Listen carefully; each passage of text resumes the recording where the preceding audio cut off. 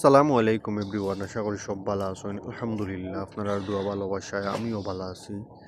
প্রবাস জীবনও ভাই আপনার যত অসুস্থতা হোক যত ক্লান্তি থাকুক সারাদিন ডিউটি করিয়া যত ক্লান্তিহীন অবস্থায় হোক, যতই কষ্ট হোক, রুমে এসে আপনাকে রান্না করে তারপর আপনাকে খেয়ে দিয়ে শুয়ে যেতে হবে। পরের দিন সকালে আবার ডিউটিতে যেতে হবে। এর নাম প্রবাস জীবন। প্রবাস জীবনটা আসলে এই ছেলেদের জন্য একটা যুদ্ধ। কারণ 4-5 লাখ টাকা দিয়ে প্রবাসে আসা ছেলেটাই জানে প্রবাস জীবন কি।